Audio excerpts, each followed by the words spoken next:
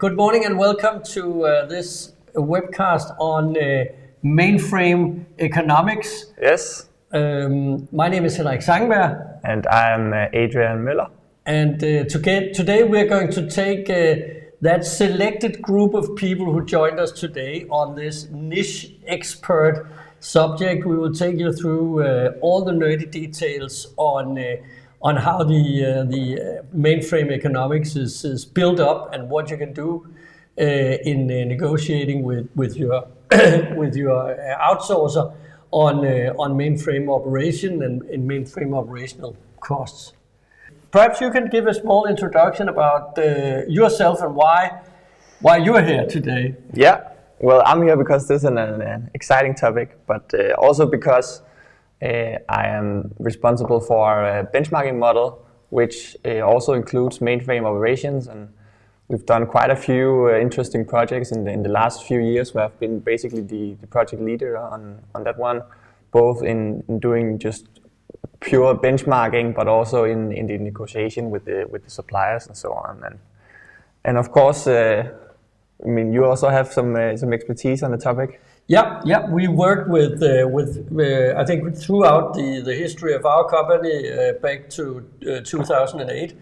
We've had a lot of mainframe projects. So this is something that we have worked with for quite a while. And we've also seen the dynamics over time, and I think we'll start with when we head off here. We'll also have a small history overview of the mainframe. So let's head it off. So this is the agenda. The introduction is almost over, and then we'll take you through the mainframe history. And some of what we believe is the current trends and what we expect to happen in the future in this market. Yeah, and afterwards we're gonna basically just try to give you some transparency into the mainframe pricing of an operations contract. A lot of the time what we see is that, and we also have an example of this, is that you just get one line invoice basically which just says how many MIPS, and then you want to try to compare that, and we will explain you how to do that basically. Yeah, and why this is difficult and what it means, and then we'll go into what we call the key metrics. So what is it really that determines the price, in order for you to understand that, and also what are the levers that you can use in trying and changing the pricing or making sure that the price is right. Yeah, and afterwards we're going to talk a little bit, I mean, beyond just the raw metrics, the MIPS and the MSU and so on. We're going to talk about a little bit of a larger service scope and overall contract terms and the impacts that there are on the pricing there.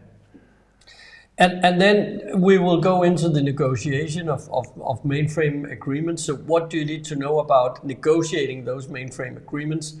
What's important? And a lot of what's important there is what we've touched upon earlier. So it's more about how you put that into play to ensure that you end up with a good agreement. Mm-hmm.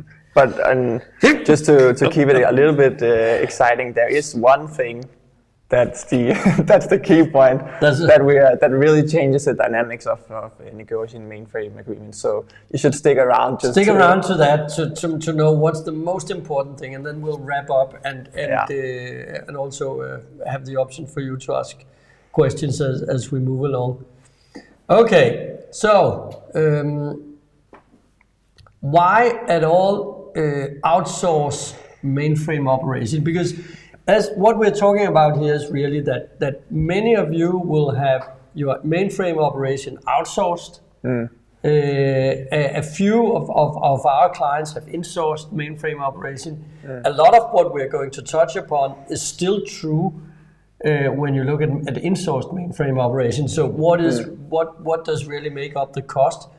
But we will talk a lot about outsourced mainframe operation and take us through this one. Yeah, I mean, of course, one of the really big things is that if you have your own mainframe, you're going to have your own hardware and then you basically need your own software stack, and basically you run the risk of having a low utilization on the hardware and software that you have.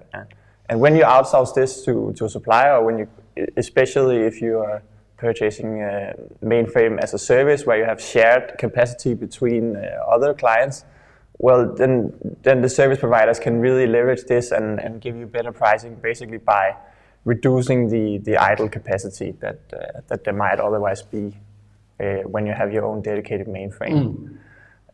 And then, of course, there's the other thing around the scarcity of mainframe skills, which historically has just been a big problem, which was, I think you said it before, that basically the average age of people who knew the technology was going up by 1 year, each year. The average age was increased by 1 year every year. Yeah.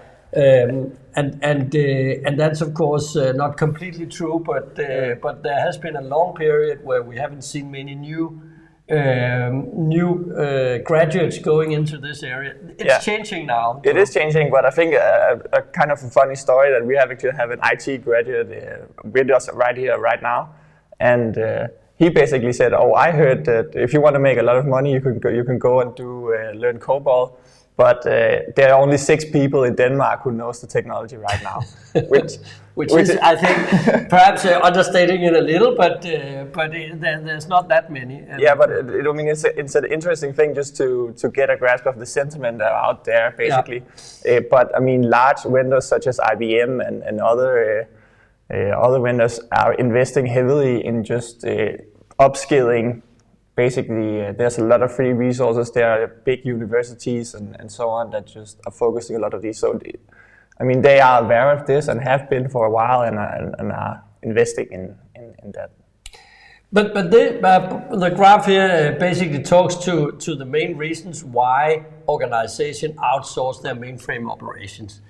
There are, of course, exceptions, and those are organizations with very big mainframe footprint, where, of course, some of these large-scale benefits that an outsourcer have can be achieved if you are big enough, if your mainframe operation is big enough yourself.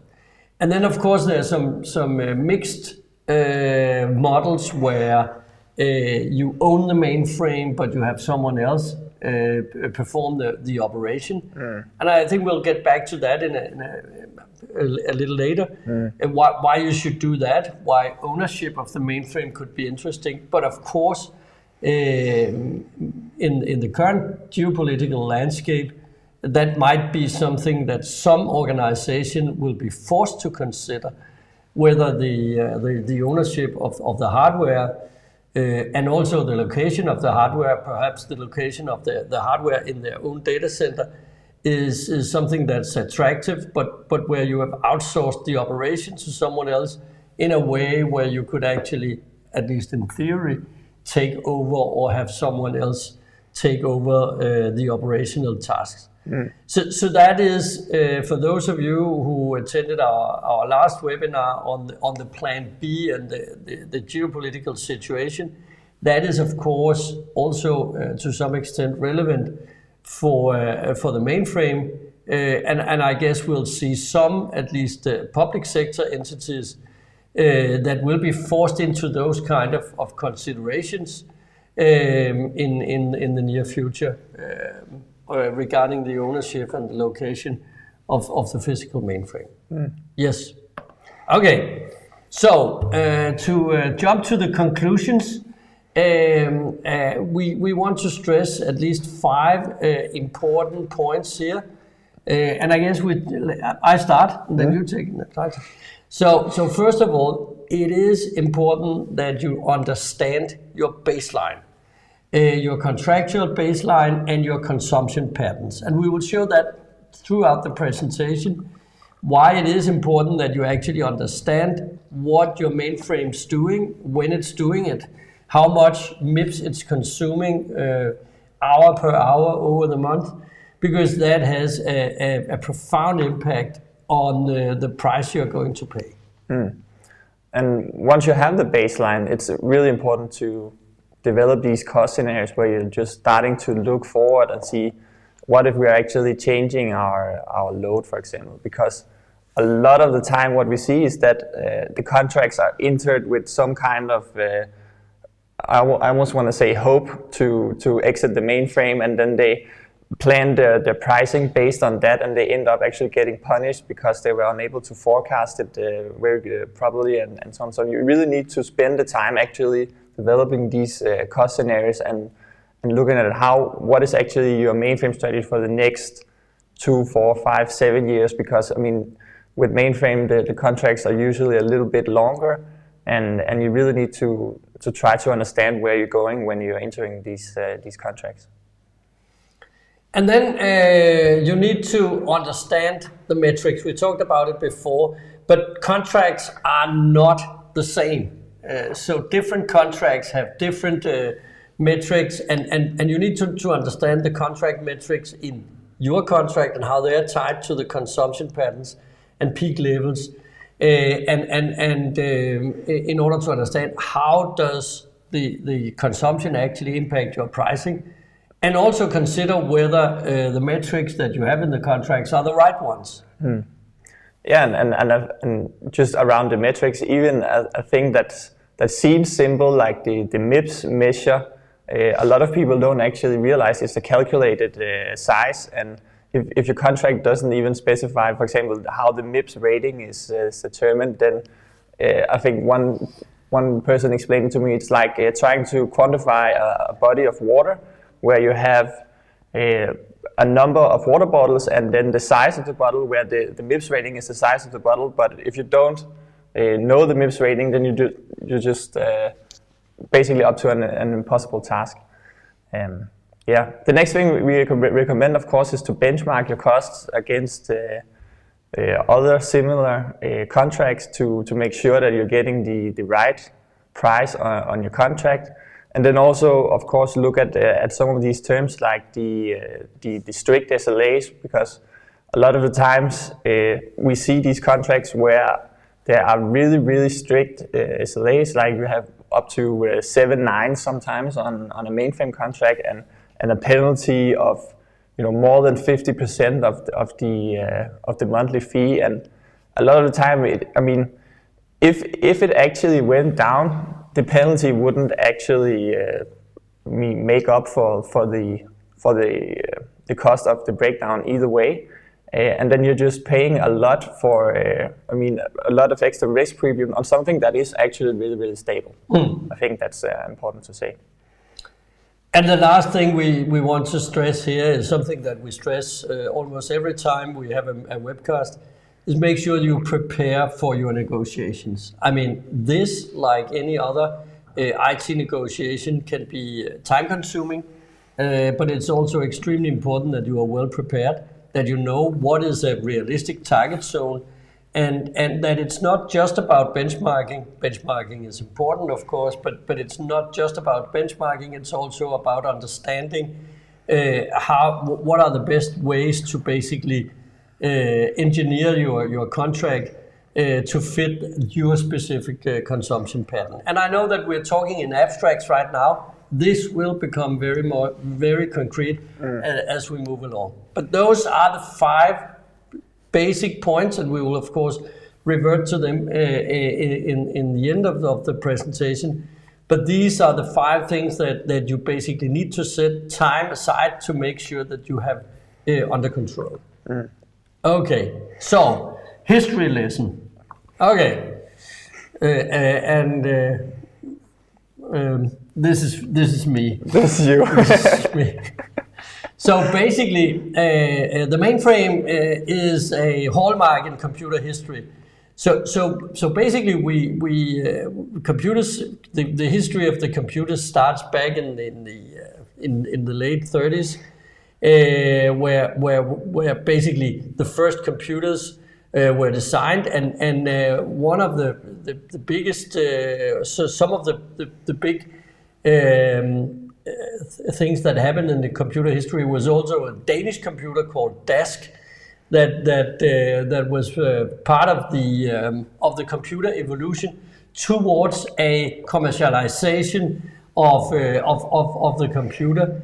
that basically happened in the 60s, where IBM introduced the first large commercially successful computer, the IBM System 360. And what happened there was that it basically came out of research labs and universities and the defense areas where computers have been used. Custom-made computers were used for specific tasks, and it went into what you could call mainstream commercial use.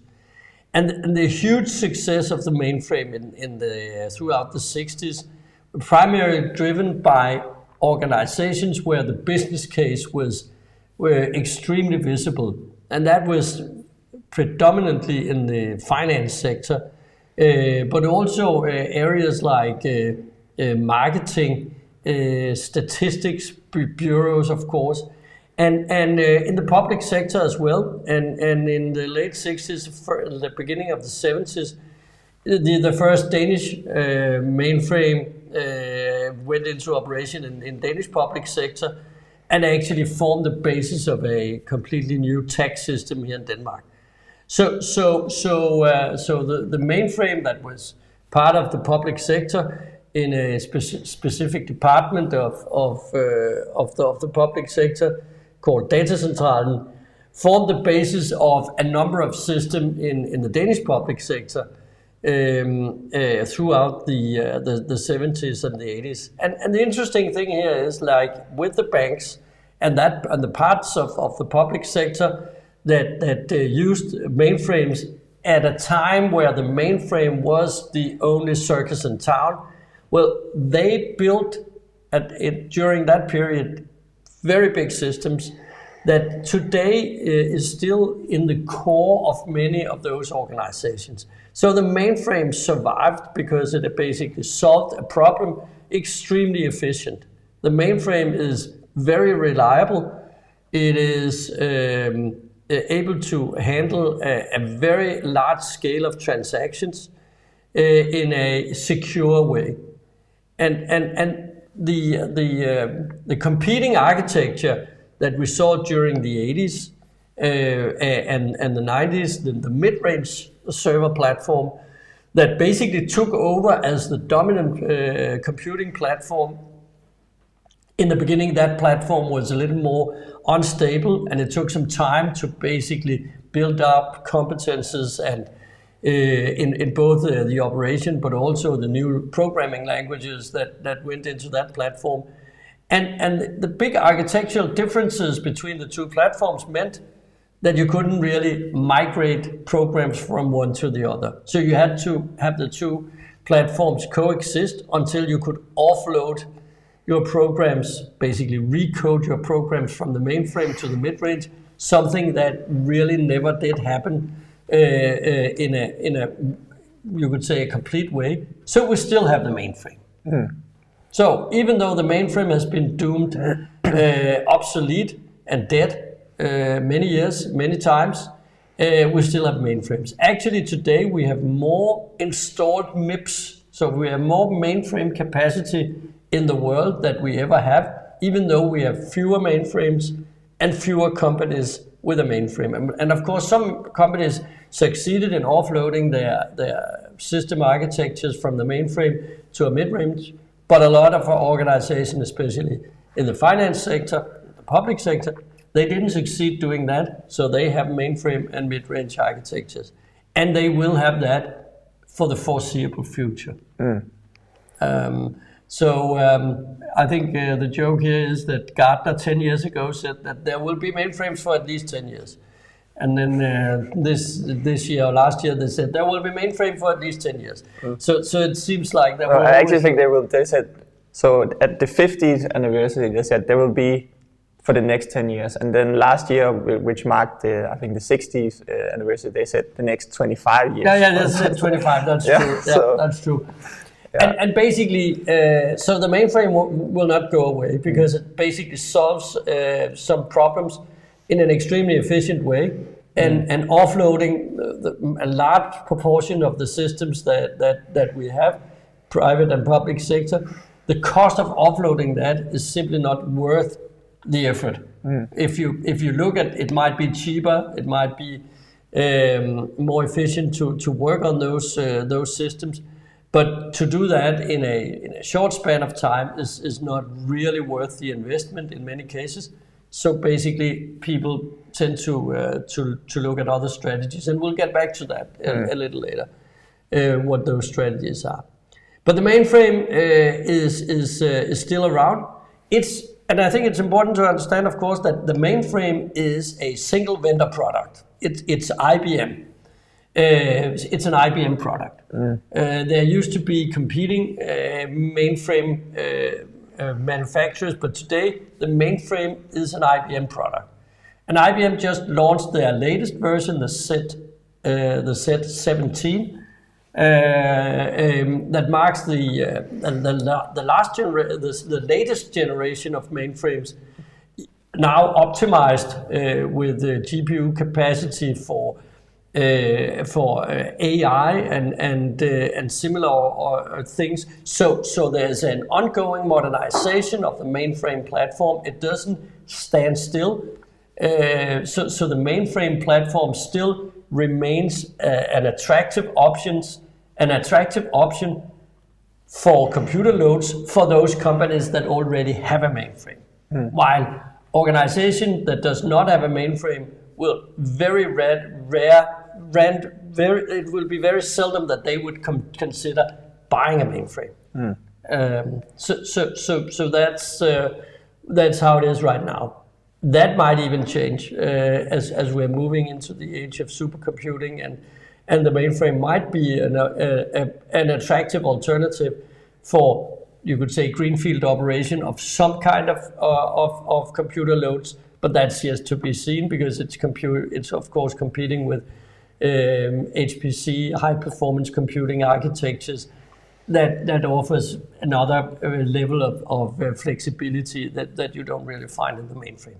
Okay, enough history telling, I think. Well, I think it's an interesting story, and you can almost say that the companies which are running mainframe today were basically first movers on using computers at a large scale, and that's quite interesting. If we go on to the next slide, just basically confirming this in terms of dollars, basically. If you're looking at the total market, the global mainframe market, it remains really strong, and it's actually projected to increase by quite a bit, 7% each year over the next 10 years or so. So the mainframe isn't expected to go anywhere, and the trend with fewer companies having bigger mainframes and more MIPS is basically expected to continue quite rapid, evenly, you could say. Yeah.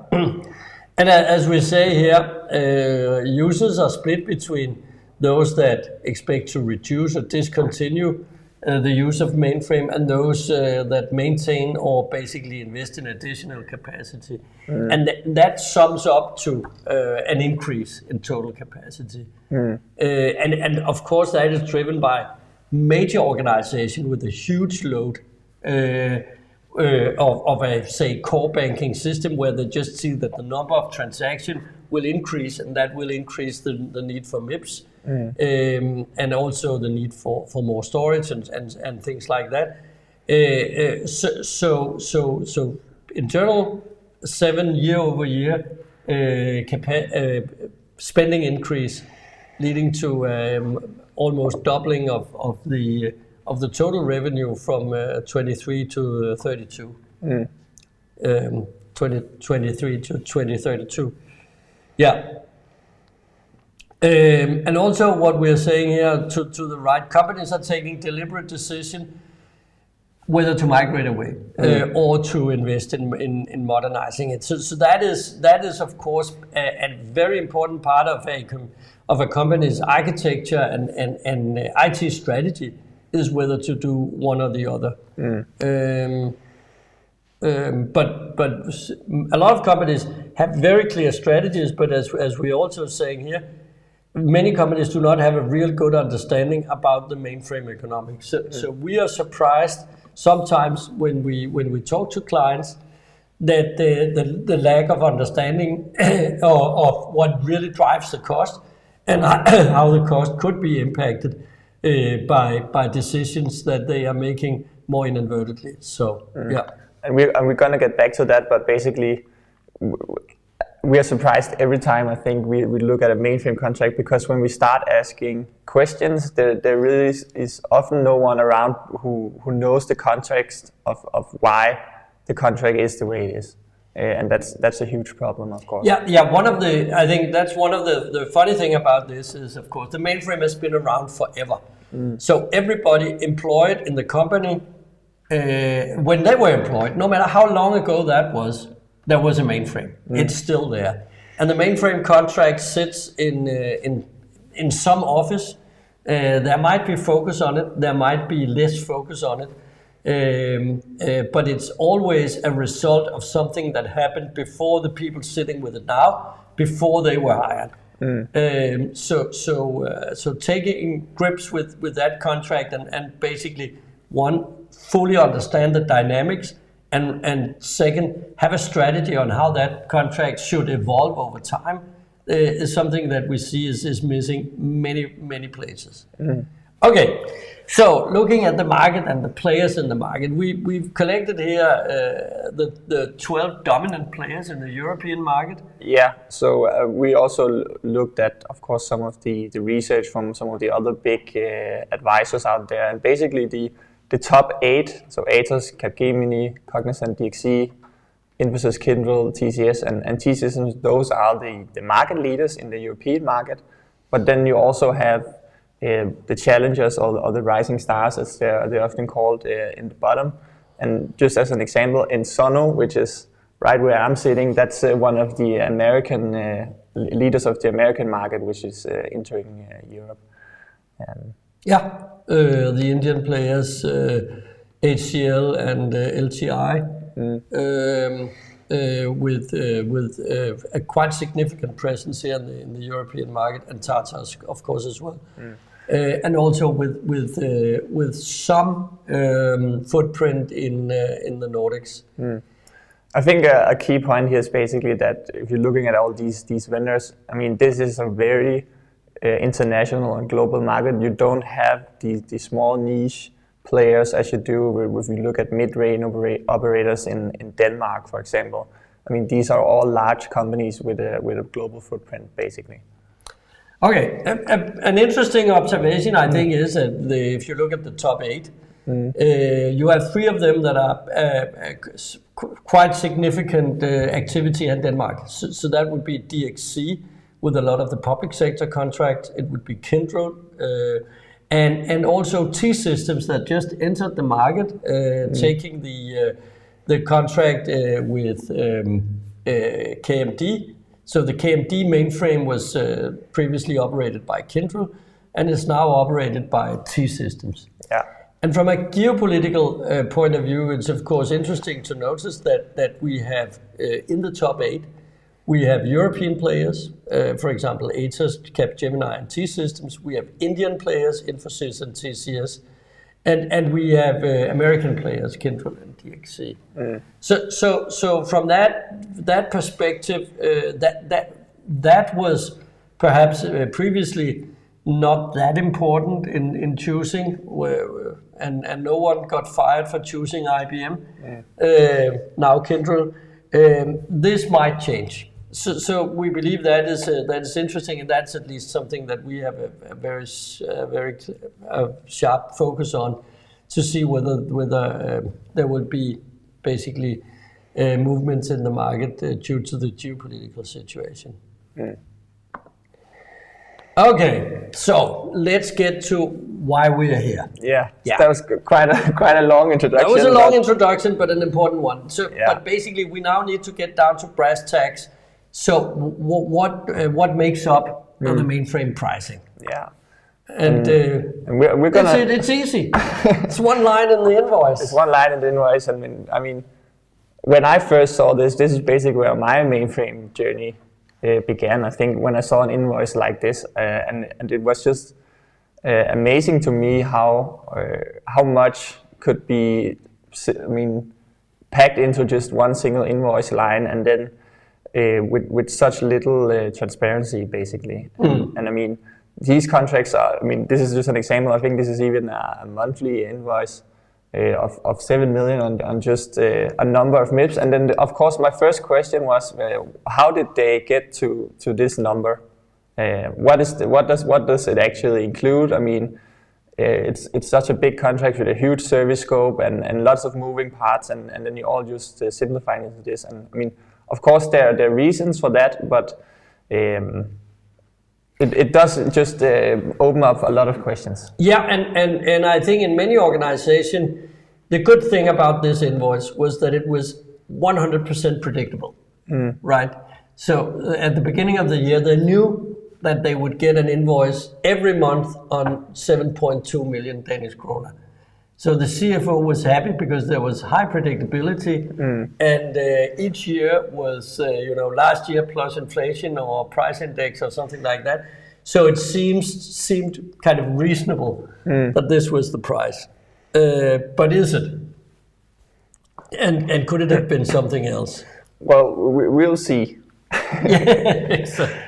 But this is an example of, just like the invoice before, of a loaded MIPS price, as we call it, where you basically take all the software, hardware. So now you're introducing the notion of a MIPS. So that just to say that is the basic way we basically talk about how much are you using the mainframe. Yeah. MIPS. Yeah, and we will get back to a little bit more about what the MIPS is exactly. But you're paying for MIPS. But usually that's just a measure of your capacity. But what's interesting is that you take this capacity measure and then you just take, the total contract price and divide by that, and then you have the loaded MIPS price, which includes everything basically.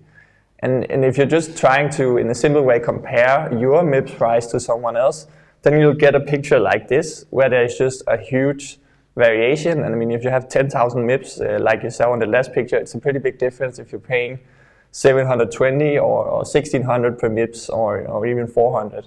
And of course you want to try to understand why it is the way that it is, because as we see here, these aren't really comparable in any way. No. So that's the point of this graph. So you basically need to understand what makes up the MIPS price. Exactly.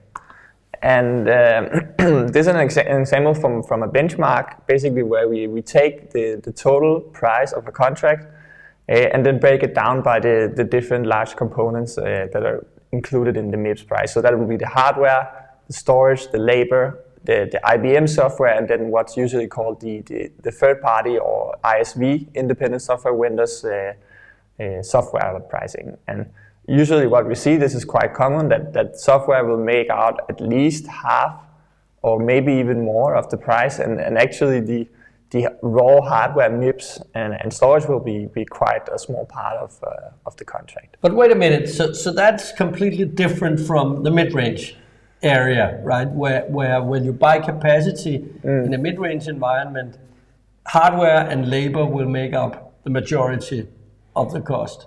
At least it did historically, but we also see movements in that area where software, you just take Broadcom and VMware as an example, but yes. But it's still not to the extent that we not at all. Here. Not at all. And this is an example where I think it's 65% of the total cost that were from software. It can be even more. It can easily be 80% if depending on how your software stack is set up. But it also goes the opposite direction, because as you also saw in the previous graph, some of these loaded MIPS costs were much, much lower than others. And that's because they were, for example, able to exit all the third-party software, which have seen extreme price increases. Broadcom is also one of the key players in the mainframe software market. And I think they are also the reason why when they purchased VMware, that a lot of people who knew the mainframe market who were still traumatized from that, they actually were now the owners of a lot of those contracts, and they could predict where that was going basically. So when you're buying a mainframe, you're buying a lot of IBM software. You can't really choose not to use at least part of the IBM software stack. You can simplify, but you're going to need IBM software. I mean, I think that's not an understatement at all. But at least you can try to exit some of the third-party software. But you are going to need IBM software. I mean, as you said, it's also they're making the hardware, and they're of course also making a lot of the software. Yeah, and the entire operating system part of the software stack is of course a mandatory part of your mainframe installation, and you'll have to pay for that. But whether it's going to be 41% of the total price going to IBM software or some other percentage, that of course depends on the software stack that you're working with. Yes. Okay. So this was the main breakdown of the cost into the main categories.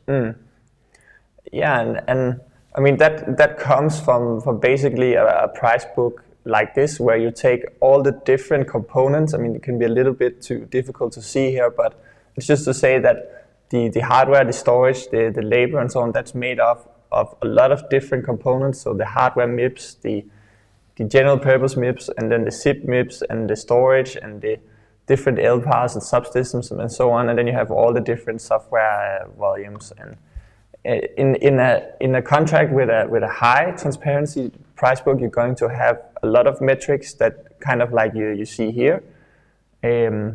And of course, I mean, there's pros and cons to having something like this compared to just having one single loaded MIP price. But the big thing here is usually that when you have a mainframe contract that's running for maybe 7 years or even longer, then there are going to be changes in the setup. And if your price book doesn't really reflect that you, for example, are changing the software stack, or you're using a different kind of MIPS, or using the more simple MIPS, we'll get back to that. But if that's not really reflected and you just have a single loaded MIPS price, well, then over time you're going to be disconnected from basically the benchmark and the competitive market price. Yeah, and you will be unable to also discuss whether changes should be made to the pricing as you move along. If you have some kind of renegotiation clause in your contract that will allow you to do that. Yes. Okay. So, what's going to happen, dear Mr. Wizard of Zangenberg Analytics? So, what do you believe? How do we believe that the prices will evolve as we move forward? It's a good question, and I mean, first we want to say that as we usually do, well, at Zangenberg we're not really looking ahead. Most of the time we're actually looking at, looking backwards. So what were actually the realized market prices? That's all the numbers that we publish in our indices and so on. But in some cases, for example, when we are helping a vendor bid on a large mainframe contract where we have to look ahead, then we do ask this question to ourselves, and we see what's the best we can do, basically. And in this case, this is an example from a real life case where we helped a vendor making the winning bid on a large mainframe contract, where because we were looking so many years ahead, we had to take into account the changes in the pricing, and one of the key things there was, of course, that the software prices are going up. Yeah, and that's because the typical vendor in the market we just saw before, they are dependent on software that they don't control themselves. So when we look, I mean, we can do calculation for whoever wants to pay us to do calculations on this, and when vendors come to us and ask whether we can help them find out what is the right market price for a given configuration. Well, of course, the expected and projected development in software pricing over the coming year is extremely important to have a clear and common picture of that, because that is something that's more or less out of the hands of the classical vendor, because they're dependent on the software vendors, and that might be IBM. That is IBM, but that's also the Broadcoms and other ISVs of the world.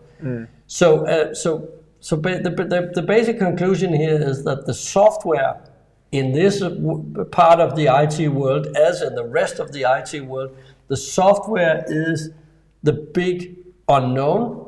And the expectation is that we will see quite significant price increases for the software stack over the coming year. And our projection, and it is based on historical data and the observation of the market right now, our expectation is in the area of 6% per year. Also because some of the vendors, IBM for example, they have basically announced some of the if you look price at increases. If you look at the announced price increases from IBM in the last 3, 4, 5 years, you will get somewhere in around 4 to 6%. So I mean, it's just basically expecting that trend to increase. And we've seen IBM is kind of the big chunk, but if you have a big proportion of Broadcom has been extremely aggressive in this market, like in all the markets they are operating in. So the price increases on Broadcom software could be significantly above 6%. Yeah, and they have been much. I mean, there have been extreme cases of 100, 200% increases there. And this also, I mean, there's an interesting thing here if you think about it. If you just have a contract with one single loaded MIPS price, then how are you going to handle the software price increases as a vendor, for example? Because I mean, because of this risk that there might be, either they have to put in quite a huge risk premium taking into account this, or you will have to, as we are seeing a lot, separate the software costs out. And then you can talk about with the client how to basically handle this problem of how we're going to react and to the software prices. This is of course a central question. So all clients should basically consider whether they want the vendor to take this risk or whether they want to take it themselves. If you have the vendor take the risk, you have predictability in pricing, but you also will pay a hefty risk premium. So that risk that the vendor is taking will be reflected in a higher price, and so they will basically hedge their risk there. By taking on the risk yourself, you will end up paying less.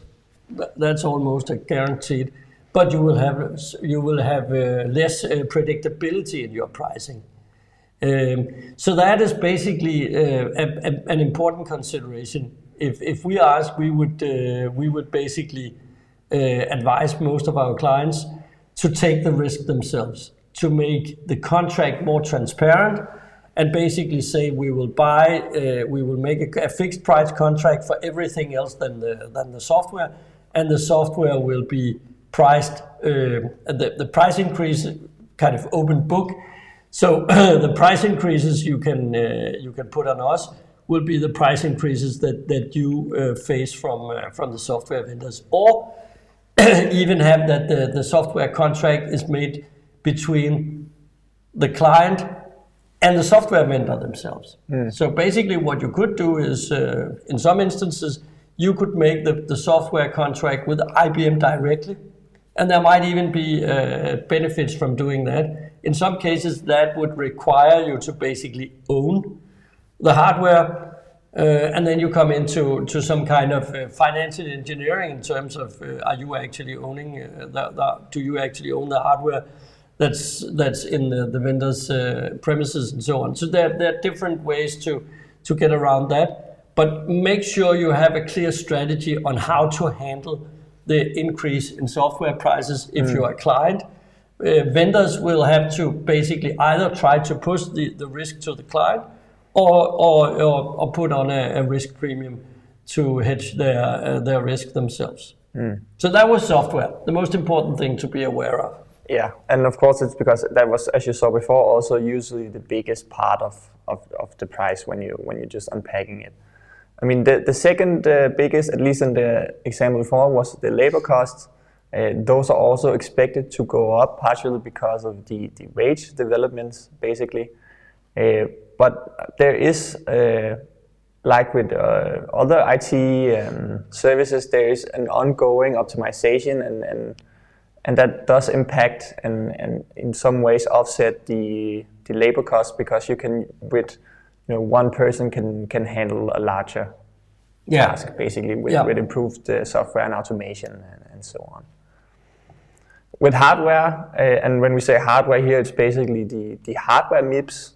We do still expect that to keep going down, the unit cost at least, because one thing is the unit cost, the other thing is the total cost, and those are increasing as people are using more MIPS, but at least each individual MIPS is getting cheaper as the IBM releases new versions with stronger hardware and so on.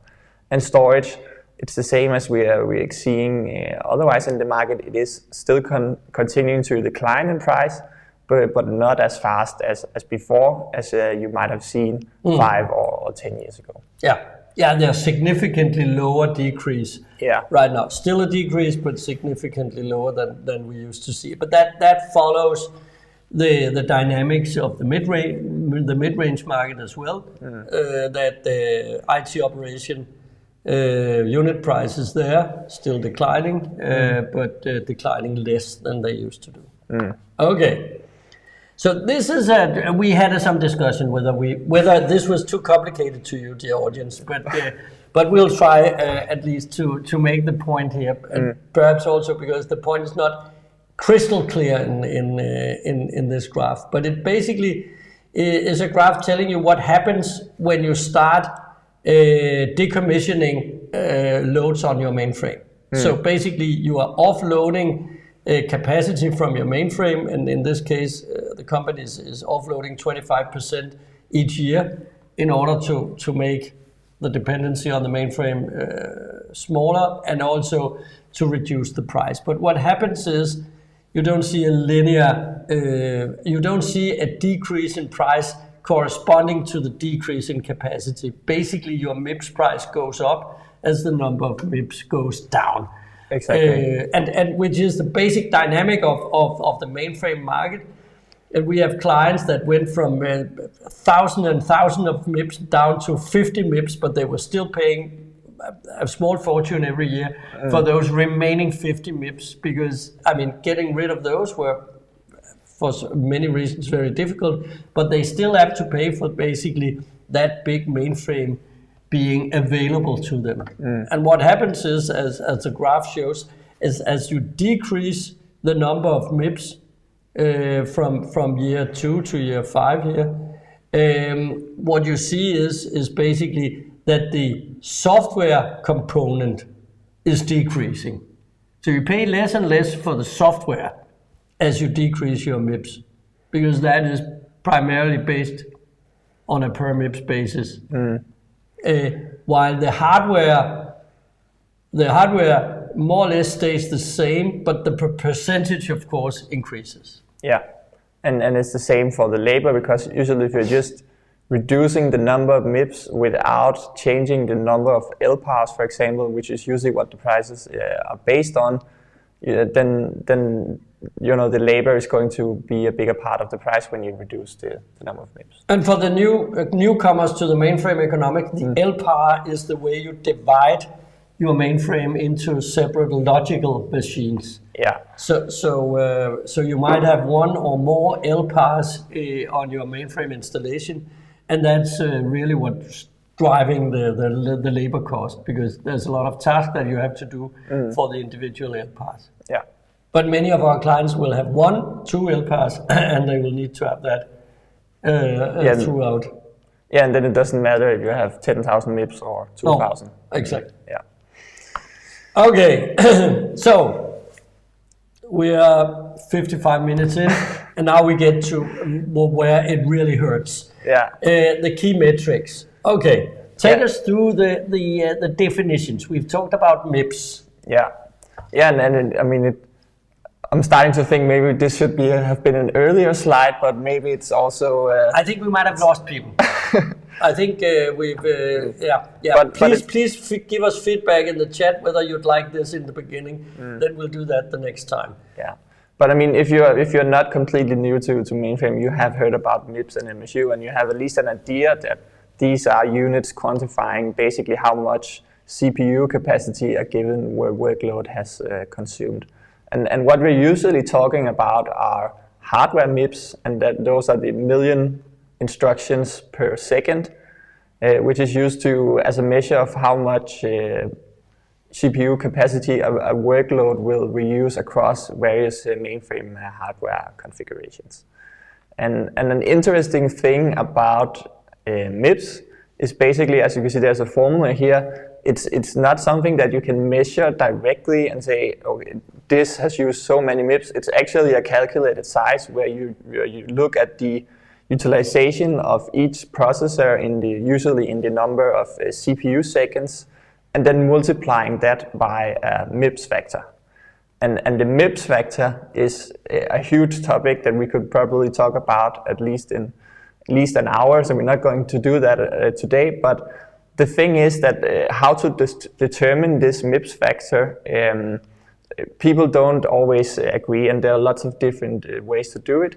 And basically it comes down to the effective machine model number, and then who has done the benchmarking. Basically, you can look at IBM. They have a rating table saying, okay, this machine model number, it has so many processors, and this is the max number of MIPS, and this is the average, and this is the low amount, and then you'll get one rating. And in other cases, you can look at the rating table from Watson Walker. That's the other big one. But then you also, at least historically, had Gartner publishing rating factors, and then individual MIPS suppliers and vendors having their own way to do it. And if your contract doesn't specify exactly how this factor is determined, well then expect the vendors the vendors, of course, to have chosen a factor that will probably lean more towards benefiting the vendor than it will benefit you. So looking at the MIPS factor, it's always a good idea to ask that question and check against the rating tables. Yeah.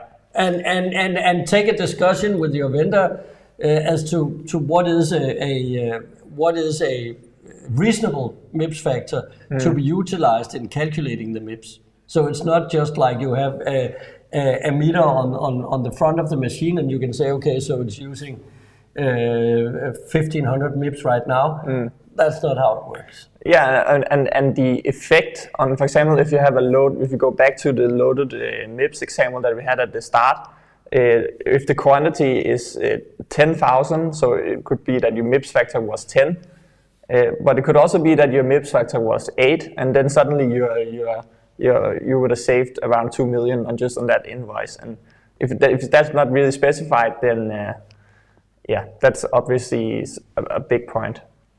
MSUs then? Yeah, MSUs, they are used for mainly IBM software. There are actually hardware MSUs and software MSUs, but mostly we talk about software MSUs when we talk about MSU. So that's the million service units. It was created by IBM to normalize how to build software, and if you compare that to MIPS, where MIPS are not measured directly, the million service units are actually measured directly by the operating system and calculated based on factors determined by IBM. So there's no room for interpretation that there will be for the MIPS. And that also means that you could actually, instead of using MIPS at all, get a contract where you are only using MSUs, so you remove all the room for interpretation that there is.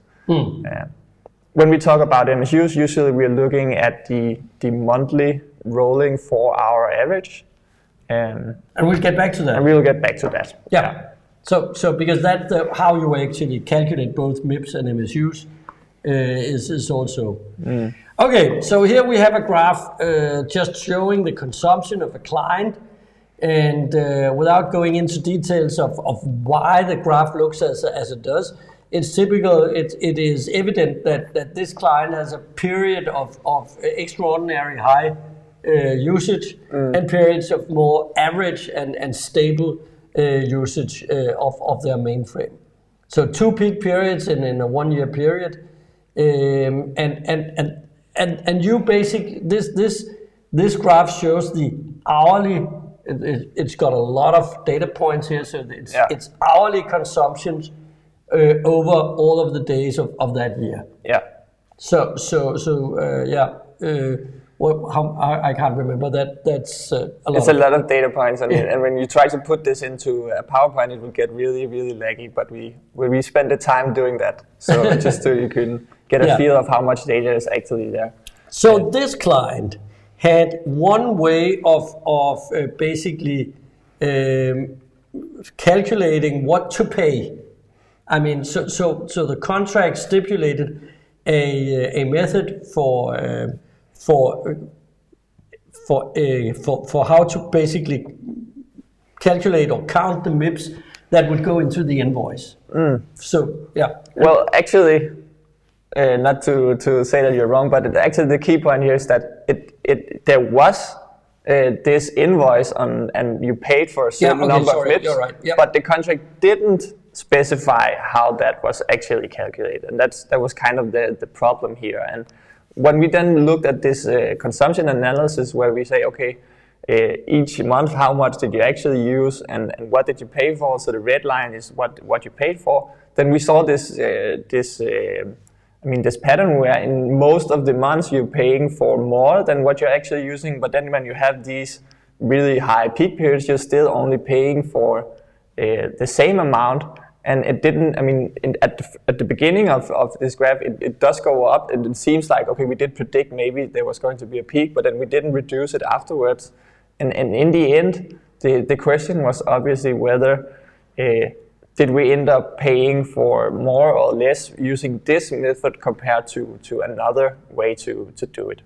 So the red line is basically that the allocation of MIPS, which was what the bill was based on, was some kind of a feeble attempt to predict or make an allocation that probably would make some kind of sense for a total year.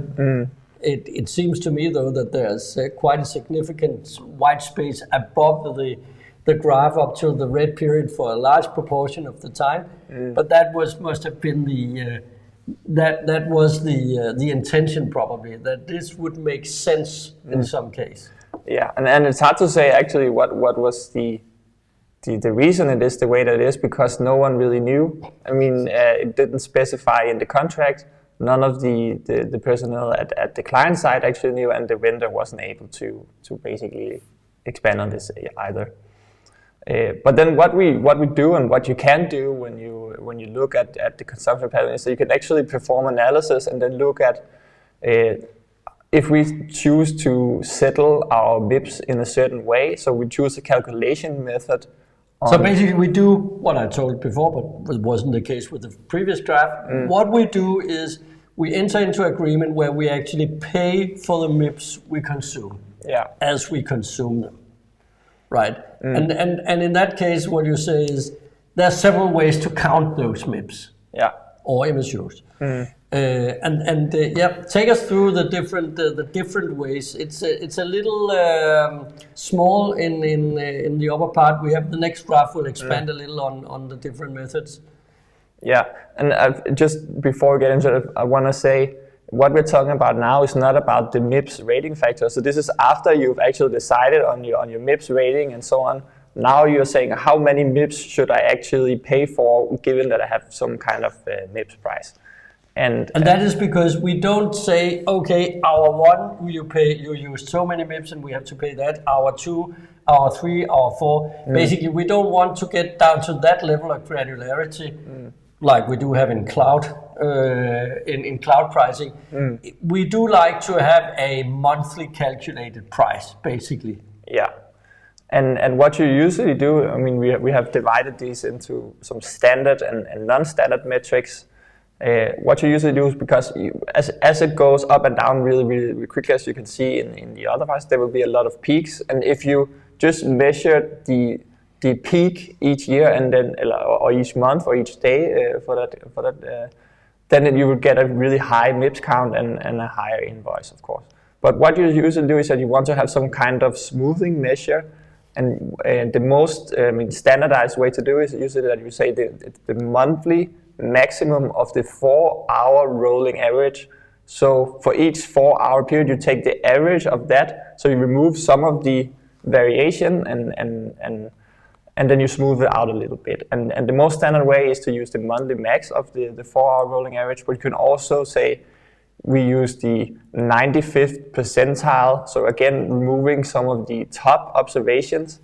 And you could do that either measuring over a full week, or you could say we're only measuring in the business days, and so on. And there's a lot of variations that you could use any percentile that you want. Sometimes you will see the 99th percentile, which will be obviously a higher MIPS count, or just taking the maps, so the max without any smoothing, and you get an even higher count, as we also see in this example. So where the max of the taking the max between the 7 and 17 on the business days, that leads to the highest MIPS count. But of course, if you remove a lot of the top observations, so you only take the 90th percentile, you get a much lower count. The interesting thing here is this was the graph. This was the consumption. The red was what they were actually paying. This one shows that what they would be paying if they used the different settlement metrics. We have it. I think. Sorry. Other direction. Here we go. So here we have it basically laid out in a different way. So you can see that the monthly max of the 4-hour rolling average, for example, would give you a price of 9,751. I think it's the MIPS count and not the price actually. Okay, sorry, that's the number of MIPS. Yes, so that would be the number of MIPS that you then would have to multiply with the MIPS price. Yes. But in that case, if you had the same MIPS price independent of the measure, of course, a lower count would lead to a lower total price. And that's kind of the point here. But what we actually saw in this case was that the red line, which was the allocated MIPS, that in all cases led to a higher total price in the end for the client than any of the other standard measures, or even the non-standard measures that you might have. Exactly. Yeah. So, to sum up, once you have a load with some kind, with a vendor, it is a good idea to basically perform or have performed this kind of analysis. So what will be the impact of different settlement metrics? In your contract, it will specify which metric is being used. It should specify. It should specify that. And there's not one metric that is the best for all clients. It is completely dependent on the consumption pattern. So there's no way around having performed this kind of analysis to find out what would be the most attractive settlement metric for you. So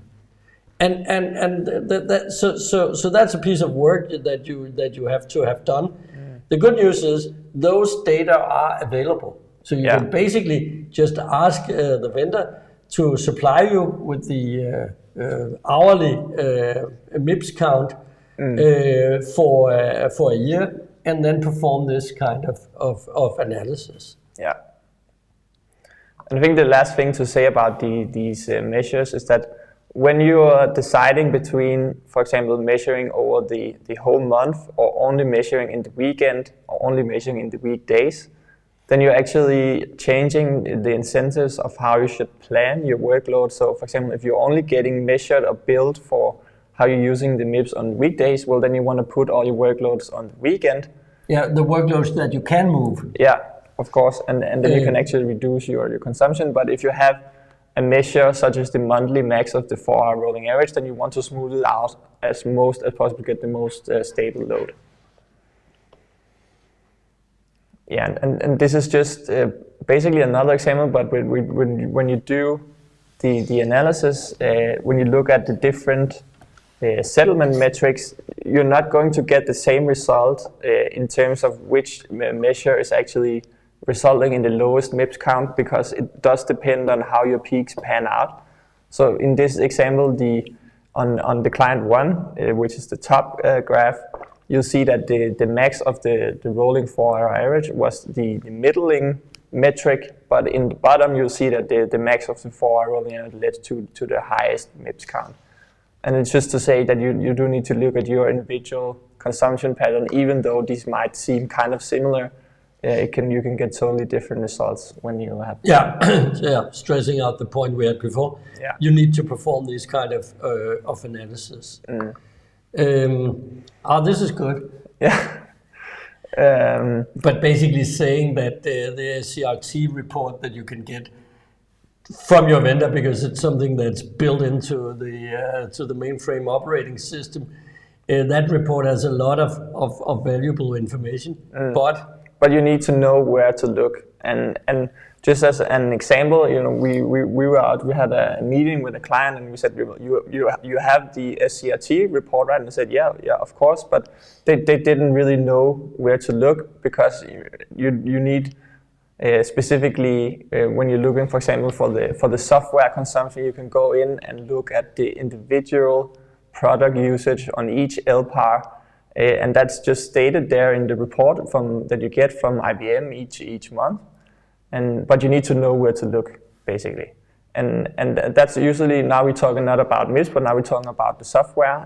And when you go to the next slide, what we often see is that in contracts, the IBM software, for example, is usually priced based on the peak MSU for the whole machine. So that will obviously lead to a higher count than if you look at individual LPARs and how they're using each product and then pricing the software based on that. And it is possible with IBM software to get this pricing which is based on the individual products and not on the machine peak. And usually you can end up getting quite a bit of cost cutting, basically, if you're based on the actual users and not the machine peak. And that's something that you can negotiate into your contract. That is the settlement metric on the software, whether that's based on the machine peak or the product peak, because not all the products are used all of the time. And basically this shows that the difference for a specific client, where some of the software is used all of the time, for example, the operating system at the top. But the majority of the software, you will see that there's quite a significant savings potential in terms of the MSUs that you would have to pay for. Yeah, and that's just stressing the key points that we've already been through. But your contract should specify exactly how the MIPS are calculated, both the rating factor for the MIPS itself, and then also how they're settled. So is it the monthly 4-hour rolling average or whichever settlement metric that you have. And then you can look at your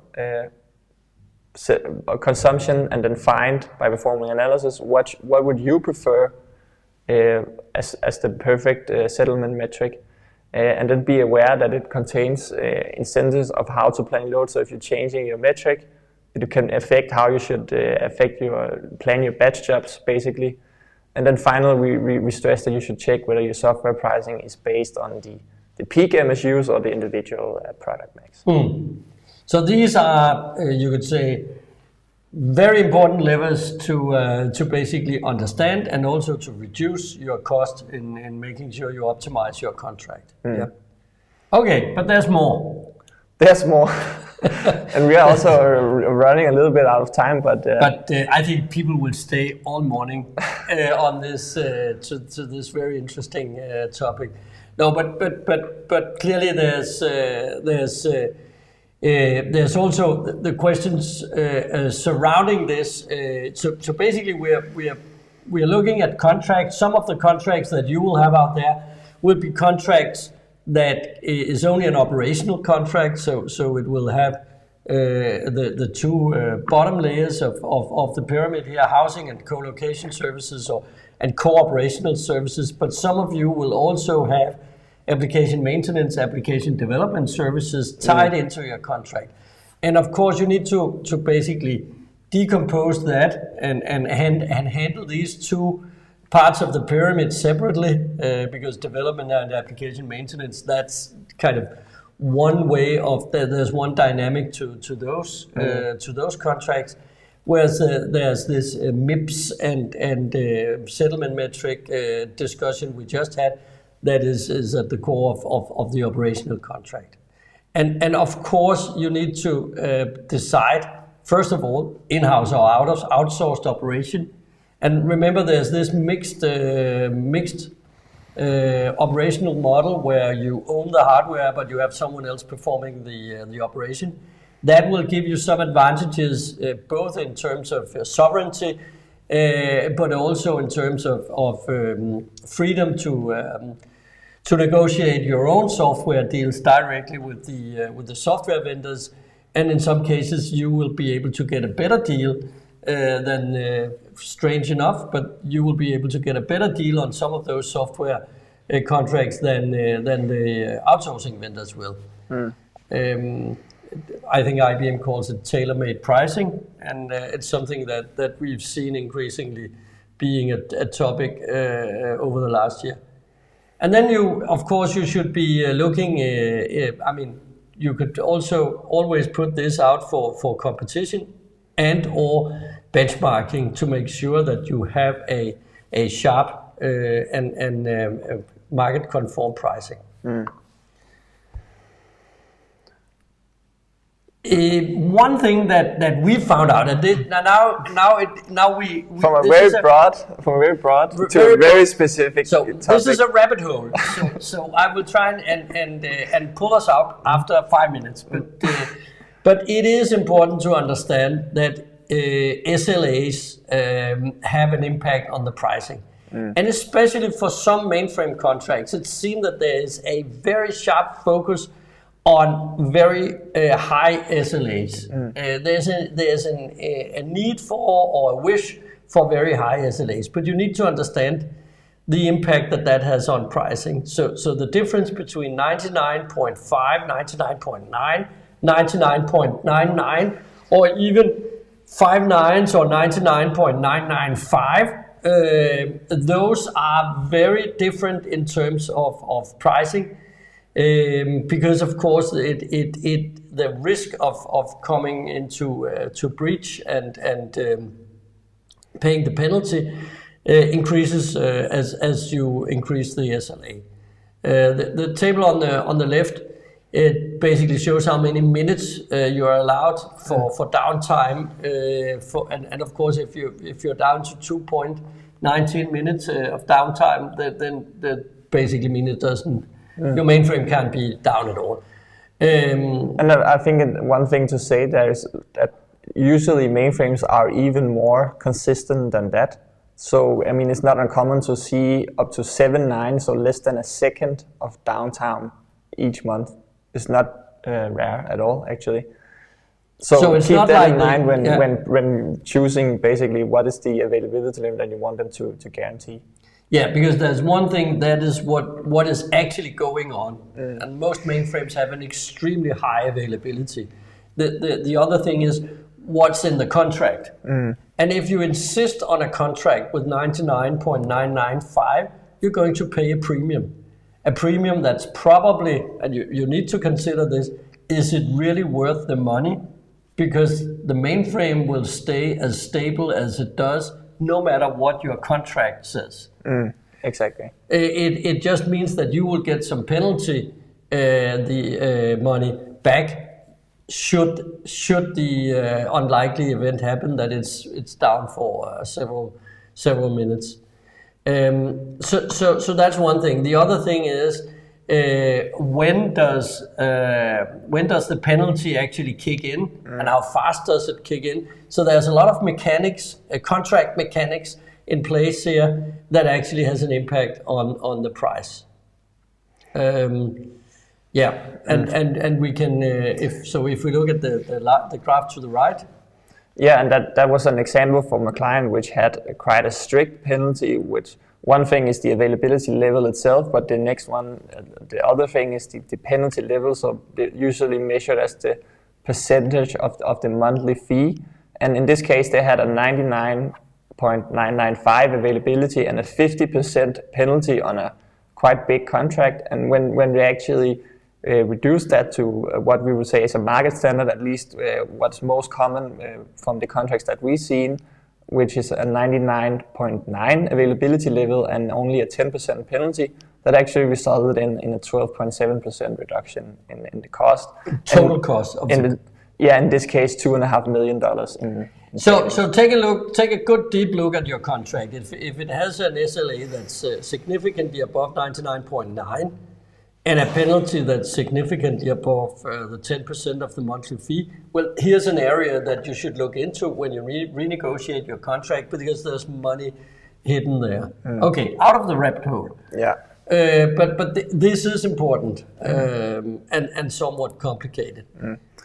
Another thing that's really important and is basically, do you have shared resource or do you have a dedicated mainframe? And of course, a lot of what we've been talking about today really applies mostly to when you have shared resources. So, but if you have and you choose a dedicated mainframe, you're going to have, of course, less flexibility, and you're usually going to pay for the same number of MIPS no matter what, because you will have, for example, basically a dedicated machine which can do 20,000 MIPS or whatever, and that you will pay for that no matter what. Where in the other case, when you're buying mainframe as a service or shared resources, well, then all these things around the settlement metrics and so on comes into play.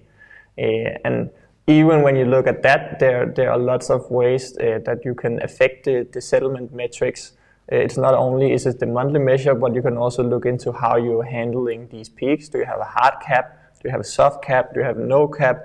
And so on. And then there's all the ways that you can put into the contract. So when we actually go above maybe what we expect, and when we activate the cap, for example, how should that be priced in the contract? Yeah, and obviously these things have an impact on the pricing as well.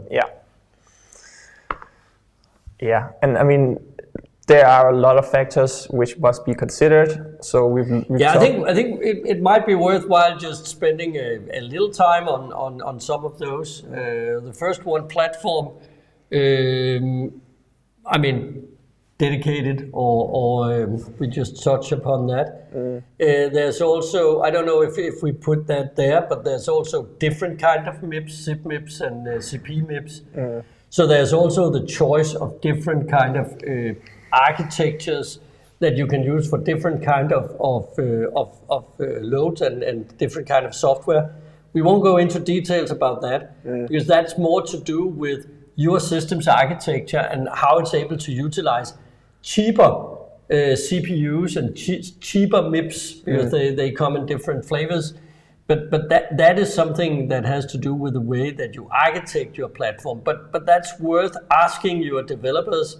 And if you've outsourced development and maintenance, it's worthwhile asking your outsourcer whether they have optimized the system's architecture to utilize the cheapest CPU form factors as they can. And here the operative word is SIP MIPS, ZIIP, which is basically a cheaper form of processor that comes with a cheaper MIPS price. Yeah, it's a type of MIPS which doesn't activate a lot of the different software, so it's basically more raw compute. And I mean, there are vendors out there and firms we can perform analysis, basically seeing, do you have any CP MIPS which are SIP eligible, and then you can get a view of if there's anything to come from at there. It's more of a technical than a contractual thing, really. But make sure that you understand that. So that's the choice of platform, and down to the individual parts of that platform. Location. Where should it be physically? Yeah, I mean, of course, it's a big thing. If you're for Denmark, does the mainframe need to stay in Denmark, or could it be in Germany, for example? Of course, that's going to be quite a significant factor. And specifically the location. A lot of the time, what we find is that the client have a view that their mainframe needs to be close by, but then when they actually get down to it, there is the option to have it placed in a different location. So it's something that you should be quite aware of and really identify does it strictly need to be in Denmark, for example. And there might be money to be saved even by changing the location. Yeah. Security, dedicated hardware, higher backup frequency, all those kind of things, of course. Here, like in many other areas of IT, the increased security requirements obviously forces clients to focus on the security services and the security architecture. The good thing is the IBM mainframe is and has always been a pretty secure platform. It has vulnerabilities, and if your vendor doesn't patch the mainframe properly, and we had some daunting examples here in public sector in Denmark some years ago, then it is, of course, a target for hackers and others. But all in all, I think it's fair to say that the majority of the mainframe installations that you have a very high level of security. But obviously, you need to, in your contract, to specify and make sure that you have a conscious choice of both the services and the hardware and software components included. Reporting. Yeah, and I mean, if you've seen other of our webcasts, you'll probably identify that a lot of these are what's usually part of what we call the multiplier, and these are the overall contract terms and so on, which really affect the total price. And one of those is also reporting, where if you have certain requirements which deviate from the standard, well, then usually it will lead to a higher cost from as the vendor has to accommodate that. And the last is what we call design authority or influence. Yeah. And the more you want to specify how the mainframe is set up, the more you will have to pay, basically. We have an article series in Quarterly Analytics that goes through these, because these, especially from location to the right, these contract terms are general contract terms that will impact the price of any ITO contract. And of course, with the mainframe, there are specific flavors of that, but those are areas and issues that you should take into consideration. Because if you just specify like you did the last time, you're probably going to pay more than you have to do. Yeah, and I mean, we've touched a little bit around this, but it's just to say that there are a lot of levers to use. One thing is the processor types, so is it the general purpose or the SIP MIPS, for example. Also regarding the storage, of course, can you use a slower storage tier? Can you change the backup policies and so on? And then, of course, the big one, which is usually more comprehensive, is the software stack. So can you evaluate that and then maybe simplify to only using IBM software, for example? There are cases where companies have been successful with that, and that really lowers the MIPS price quite significantly. And then, I mean, you can look into modernizing applications to basically move them off the mainframe and so on. And you can look at all the different licensing models. Are you looking at a subscription license? Do you have tailor-made pricing? Are you using a perpetual license and so on? There are a lot of things that you can do. And of course, you should do this based on data-driven insights, not only from your consumption pattern, but also maybe from benchmarking against others and so on. Yeah, I think we will run through this very fast because we are running a little out of time, but I think that's okay. Just say, understand where are you and where you headed. Are you headed towards reducing or abandoning your mainframe? Are you looking into an increased capacity or just maintaining what you have right now? And basically, based on that, you should have different strategies. Also, different strategies for how to renegotiate your mainframe contracts. Yeah. Gartner has what they call the time approach, which basically say you can tolerate, you can invest, you can migrate, or even eliminate. And that's another way to say the same as we just had on the previous slide. Yeah. I think there's a way. I mean, on getting into this, you need the cost insight and the right strategy are, of course, as we say in the headline, the key to optimizing mainframe costs and driving the digital transformation as well. I don't know if we want to go into the details on this one. It basically states that there are some right-sizing challenges. Make sure that you have the capacity you need, but not more than that, and that you pay for what you actually use. There's some cost versus capacity issues that we've talked about. And understanding that the cost changes are rarely proportional with the capacity changes. So by cutting your capacity in half, you're not cutting your cost in half. Yeah.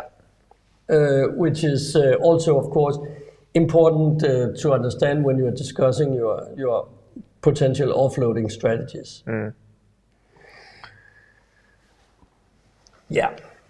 Yeah, one thing that we actually, after our last webcast, I think it was, we were presented with this, we were contacted by IBM, and they basically wanted to present us with this case around mainframe in the green account. So they have done these cases where they looked at the CO2 levels generated from different generations of the mainframe, and of course the newest generations have really improved their CO2 output compared to, especially when you look at just normal mid-range servers. So they're actually quite significant power savings compared to just normal servers, and you can reduce your carbon footprint.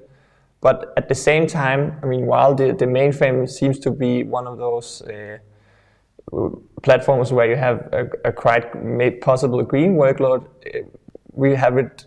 I mean, you'd probably be rare to see that someone will buy and set up a mainframe just to reduce their carbon footprint. But I mean, the case could be there, basically. Yeah, the base, and again, that could impact the appetite to basically offload huge capacity-intensive transaction processing workloads from the mainframe to the mid-range. Is that will probably incur a larger CO2 footprint, which could be part of that. We have one point when we talk about the negotiation, and we have several other negotiation webcasts that you can visit on our website and on our YouTube channel. But we have one point to make here that affects the negotiation dynamics. So we believe that all the things we've touched upon are things you need to put into the negotiation. But of course, what does impact the negotiation is the high transition costs. Yeah. There is a high transition cost. You need to know that transition cost. So basically, because otherwise it will be weaponized and used against you. So use some time to basically calculate what the transition cost would be, and have a 10-year view on your next contract. Even though the contract is not a 10-year contract, you should have a 10-year view. So whatever you do should be basically had the business case of entering into that agreement should be positive compared to the alternative with a 10-year write-off of the transition cost. Yeah, because it does seem it can seem very high, the transition cost, but if you put that longer perspective on it, it might be that you can use as a lever in the negotiation. But understand that this is what's really driving the negotiations as we see it. Yeah, and it really affects the dynamic in a lot of different ways. One way that's not always directly talked about is also that a lot of CIOs and so on, they're quite, I mean, I wouldn't say scared, but they don't want to enter into basically the transition scenario, because it's really hard to make that a winning scenario for the CIO basically. And that also changes the dynamic if the vendors know that that's the way that the clients think, because I mean, then they can charge higher or put on a premium because they know they're not going to switch to a different vendor, for example. So, I mean, calculate it and take a 10-year perspective on that when you enter into a negotiation. Yeah, these are standard mainframe negotiation focus points. We'll leave that with you as we're running out of time. But just saying that these are the main point that you need to bear in mind when you are going into a negotiation. And wrapping up, going back to our recommendations from the beginning, make sure you understand your baseline, develop the different cost scenarios, and understand the metrics. Basically simulate different metrics on your existing load. Benchmark the costs, and part of that, understand that each of the contract terms that has an impact on the total price should be taken into account, and you should also simulate alternatives way to do that, and then prepare well for the negotiation, leveraging all the information that you collected in the previous phases here, to make sure that you are well prepared when you enter into a negotiation.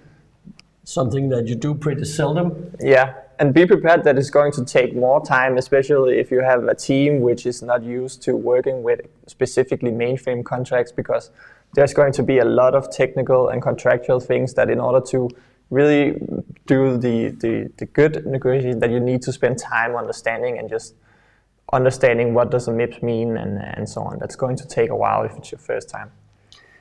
And last, do not hesitate to call us if you want more informal discussions on this subject, if you are looking into negotiations. So with that, thank you for staying with us, and hope to see you on a webcast soon, or personal meetings to discuss more about mainframes. If you have any questions, reach out and we'll get back to you.